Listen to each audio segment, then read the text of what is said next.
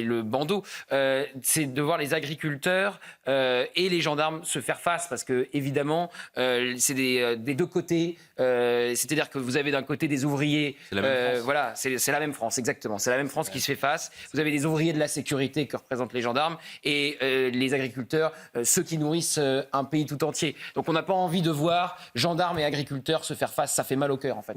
Oui, ça me rappelle les Gilets jaunes, c'est-à-dire c'est cette même France aussi qui n'a pas les moyens de faire grève, qui fait des heures supplémentaires qui ne sont jamais payées, qui se retrouve dans des situations extrêmement délicates et qui, dans le fond, ont toujours l'intérêt général en jeu. C'est-à-dire que les agriculteurs, ils sont là pour nourrir l'ensemble des Français, les gendarmes, ils sont là pour défendre l'ensemble des Français. Mais moi, ce qui me choque dans cette crise, c'est qu'on dit toujours, vous savez, aujourd'hui, notamment même notre Premier ministre, Sébastien Lecornu, qu'il faut écouter ceux qui sont sur le terrain, ceux qui sont au niveau local. Eh bien, les agriculteurs, ça fait des mois, ça fait plus d'1 an et demi qu'ils alertent sur ce sujet, qui demandent des vaccins, qui commencent à proposer des protocoles. Et à aucun moment, la haute administration, qui est dans les couloirs un petit peu de ces ministères, très loin de ce qu'ils pourraient considérer un peu comme des bouseux, à aucun moment, ils ont cherché à personnaliser une réponse, à personnaliser une demande. Et d'un coup, la solution, elle est très simple, elle est d'abattre un troupeau de 200 vaches. Alors moi, évidemment, je soutiens ces agriculteurs parce qu'ils se battent, ils envoient un message et c'est essentiel parce que jamais on les écoute alors que c'est eux qui connaissent leur métier, c'est eux qui se battent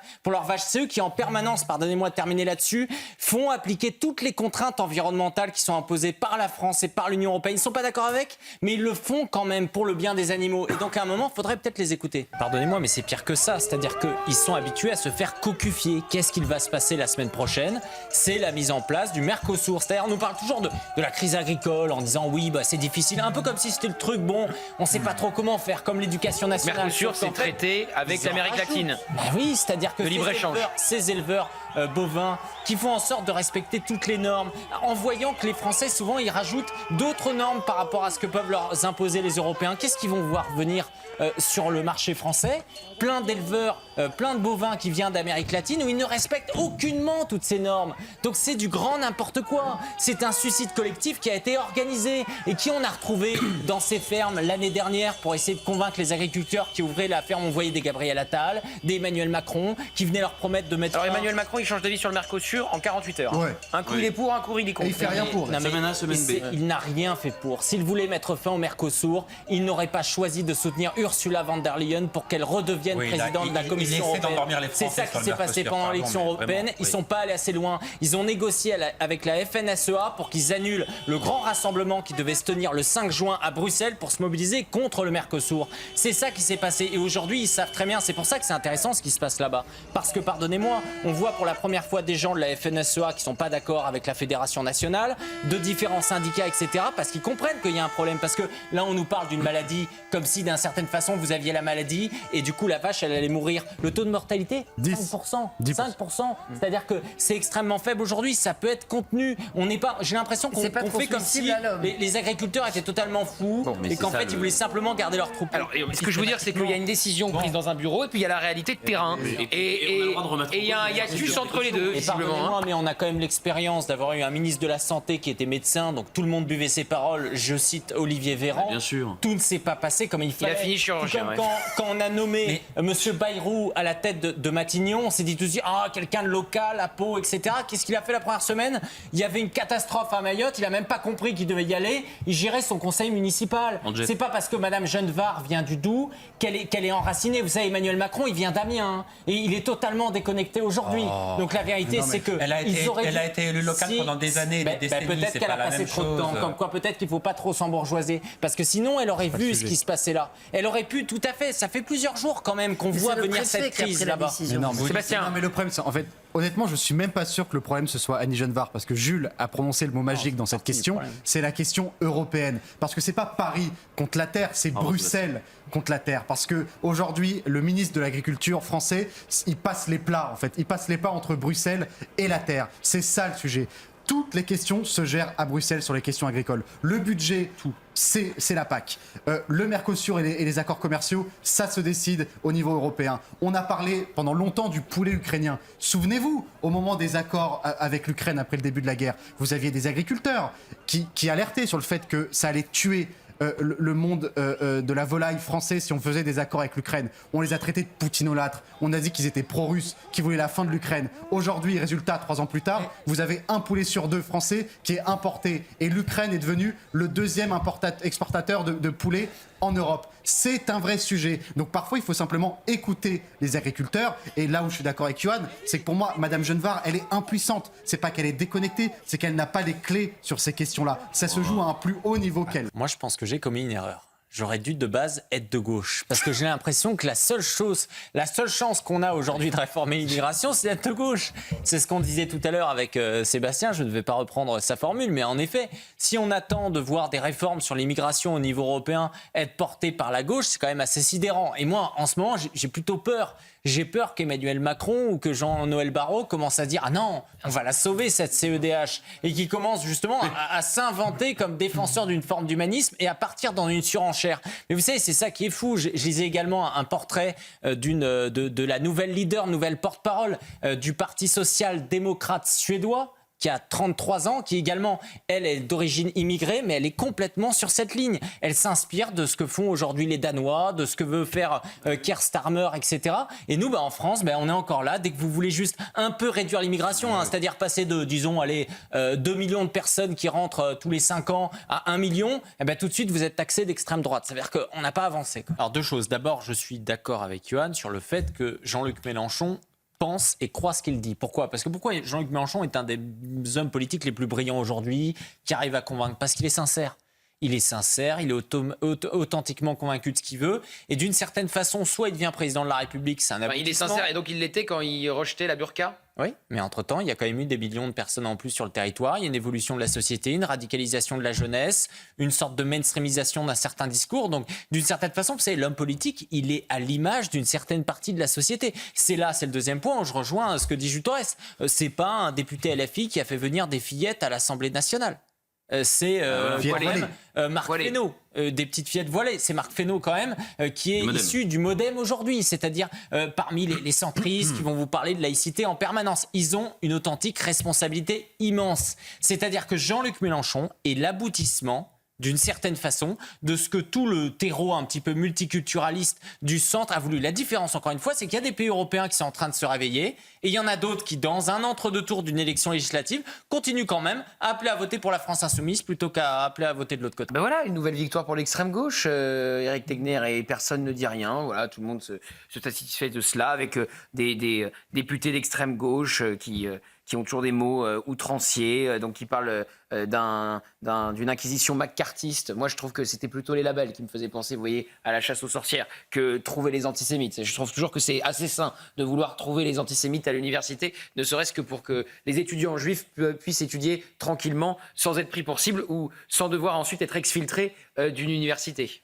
D'ailleurs, c'est passionnant ce que vous dites, parce que, vous savez, ce sont des gens qui, en permanence, nous disent « Oui, mais il ne faut pas faire de l'opinion, il faut faire des faits, quels sont vos chiffres, etc. » Quand il y a quelqu'un qui dit « Tiens, on va faire une enquête, on va sonder un petit peu quel est l'état de l'antisémitisme aujourd'hui dans les universités », bizarrement, ils n'ont pas trop envie que le résultat y sorte et qu'il soit publié. Ça veut bien dire que ces gens-là sont complètement démagos, c'est-à-dire qu'ils nous mentent en permanence parce qu'ils savent ce qu'il se passe, mais ils ne veulent pas qu'il y ait de chiffres, ils ne veulent pas qu'il y ait d'études sourcées, parce que sinon, effectivement, ils seront pris la main dans le pot de confiture, pardonnez-moi l'expression, pour dire qu'ils ne feront rien face à cela. Mais moi, ce que je préfère dans votre petit reportage, c'est le petit passage où ministère de l'enseignement supérieur dit ne pas être au courant. Voilà, c'était pas au courant, mais bizarrement, ils se disent pas, on n'était pas au courant, mais on décide quand même de refaire une nouvelle enquête. Ce serait plutôt normalement le réflexe qu'un ministre devrait se dire s'il apprenait ce genre de choses. Le lieu qui dédicace, ils vont le prendre pour cible pour intimider. Comme ça, le restaurant d'après, la librairie d'après,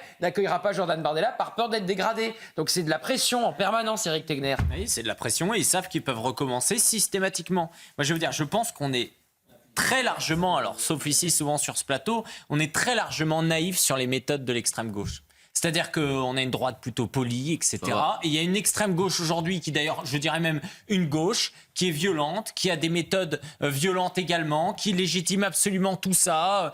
Ces manifestants, ils vont être invités sans problème à la fête de l'UMA, ils vont être reçus dans une certaine presse de gauche et tout se passe pour le mieux. Un jour, ils pourront peut-être devenir députés à l'Assemblée nationale. Il n'y a aucun problème. Il ne faut pas se tromper. Ces gens-là considèrent que tout ce qui est à droite d'Emmanuel Macron, finalement, c'est des nazis. Donc c'est bien normal de s'en prendre à eux. C'est bien normal de les attaquer. C'est bien normal de les menacer. Et c'est ce qui se passe systématiquement. Il faut quand même rappeler que Jordan Bardella a été agressé par 2 fois. Et donc on est sur un mouvement aujourd'hui où il y a un certain souhait légitimé par une partie de la gauche qui tend tout simplement à essayer de bordéliser ce qui se passe du côté de la droite. Mais c'est la raison pour laquelle, si un jour la droite arrive au pouvoir, il va falloir quand même qu'il fasse toute une série de dissolutions de ces différents groupuscules d'extrême gauche. Parce que ce que je note à chaque fois, c'est que lorsqu'il y a un groupe dit nationaliste ou patriote qui va faire une simple manifestation, comme il y a 2 ou 3 jours, lors du premier jour du procès de la meurtrière de Lola, là, ils sont bien persécutés, mis en garde à vue, on se retrouve avec d'autres journalistes qui sont auditionnés, il n'y a aucun problème. En revanche, avec l'extrême gauche,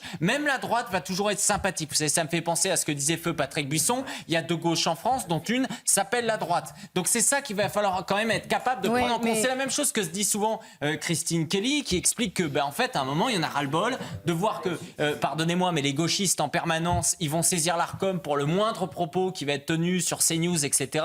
Mais il y a une culture, d'une certaine façon, de droite, un peu bourgeoise, qui va tendre à ce que quand on va voir une dinguerie et de la désinformation sur France Télévisions ou complément d'enquête, personne va se dire on va saisir, tout comme on va jamais faire d'article 40, on va jamais faire de procédure judiciaire contre ces gens-là. À un moment, il faut contre-attaquer. Parce qu'en plus, eux, ils sont financés par nos impôts. Une précision par rapport à... Non, vous savez même pas ce que je veux dire.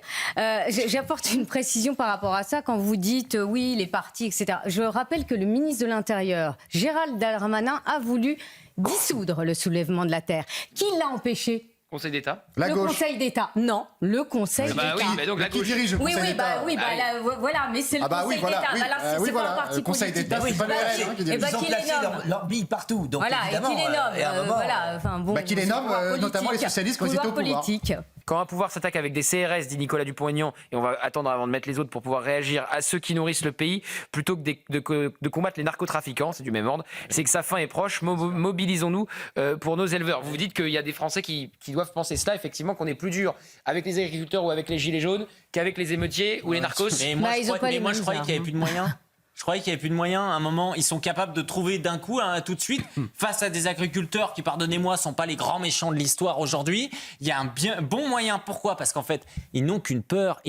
C'est qu'il y ait une révolte. Parce qu'on sait en permanence qu'une révolte, un nouveau mouvement de gilets jaunes, pourrait venir des agriculteurs. Et il s'était dit ces dernières années, tiens, on va essayer de tenir ce mouvement parce qu'on va pactiser avec la FNSEA. Sauf que, je vais vous dire, un mouvement de révolte, on ne l'éteint jamais. Donc, qu'est-ce qui a émergé ces derniers mois ? C'est la coordination rurale. Et ils sont extrêmement courageux, ils se battent sur le terrain, ils mobilisent, ils ont remporté un certain nombre des dernières élections fédérales. Et donc ça, c'est important. Évidemment, ça fait craindre le pouvoir. Donc qu'est-ce qu'ils veulent faire ? Ils veulent mater. Parce que, croyez-moi, pour les agriculteurs, ça va pas toujours être marrant pour eux de se retrouver dans ce type de répression. Vous savez, tenir un mouvement, c'est extrêmement difficile. Et évidemment, pour les Français, je trouve qu'il y a quelque chose de scandaleux. Il y a une forme de mépris. Et en effet, il y a toujours une forme d'achat de la paix sociale où moi, j'aimerais plutôt voir ces images en permanence dans certains quartiers à travers la France sur lesquels il faut vraiment assurer la sécurité des Français. C'est pas les agriculteurs aujourd'hui qui sont dangereux pour les Français. Ouais, vous avez vu ces images ? Il n'y a pas de drapeau palestinien. Il n'y a pas de drapeau du Hamas. Oui. Il y a le drapeau français parce qu'ils sont là pour se battre pour les Français, pas juste pour leur ferme. C'est ça que, et il y a des croix, mais bien sûr. Donc c'est pas du tout la même France. C'est-à-dire ça n'a rien à voir. Ces gens-là, ils doivent être ensemble et c'est ce qui est vraiment insupportable. Et en même temps, moi, quand je vois ces images, je me dis qu'il y a un peuple qui se réveille. Pardonnez-moi, d'une certaine façon, ça fait du bien parce qu'ils se disent, on va se mobiliser, on va être fiers de notre drapeau, on envoie un message. Et toute la journée, les agriculteurs disaient que les gendarmes, c'était leurs amis, qu'ils les soutenaient. Il n'y avait pas la police tue, il n'y avait pas des slogans absolument scandaleux, il n'y avait pas des tags, vous savez, comme on en a tout le jour sur la place de la République, on les laisse faire. Quand il y a des manifestations qui sont non autorisées, où ils se retrouvent à 800, ils sont en train de tout taguer, etc.